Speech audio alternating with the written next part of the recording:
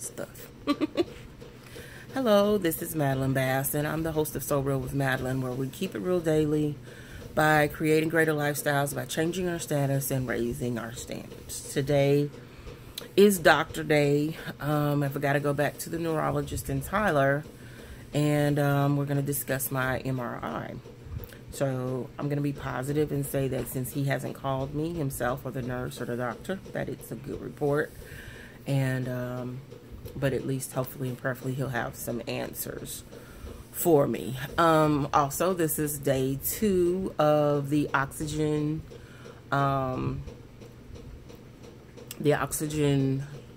redefiner. Hold on, I'm gonna get the real name. Okay, it's the OXZGEN Anti-Aging Moisturizer, and I know you probably can't see the name or whatever, but anyway. It's a part of the OXZGEN line that I've been testing. It's a natural something, but it's a moisturizer, and it's supposed to help, you know, tighten my skin back up. And some of you ladies who are 50 plus like myself, this area starts to do a little sagging in a few other areas, but I've used it like just on the top part here just to see if it'll start tightening that skin and lifting me up, because it was getting really bad. Because I can't exercise and I have to do my own physical therapy because I don't have insurance. So there's a lot to my little story. Those of you, this is your first time, welcome. And to those who are returning, welcome back.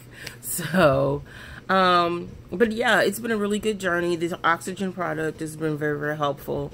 I'm working on some things for myself because the doctors are just prescribing me a bunch of stuff, and I'm really not, I don't like the way a lot of it was making me feel. Some of it was stuff for depression. Even though with fibromyalgia, I know that there are some medications that they use that so that it can control like the serotonin, which is like a fluid or something that comes from your brain.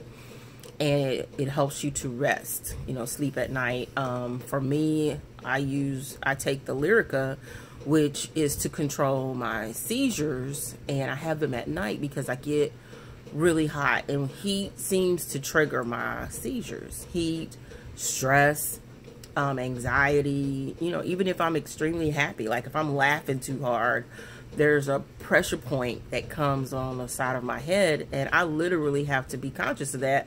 But I don't want to like stop hurting and maybe grab my head or something, because I don't want the people around me to get concerned, because it's just it's a trigger for me to say, okay, settle down. Settle down, period. And, I don't know what happens. We don't know what's wrong, and we don't know what's causing it, but there's a pressure point. So when I'm at church or I sing, because I was paying attention to like places that I was having the seizures like during the day. And it would be if I was out and about. Usually if I got a little too stressed. There was a lot going on in my life at that time. And I guess during this season, a lot of people, I guess that's a good thing. God has pushed them away, and they don't come around anymore. They don't call.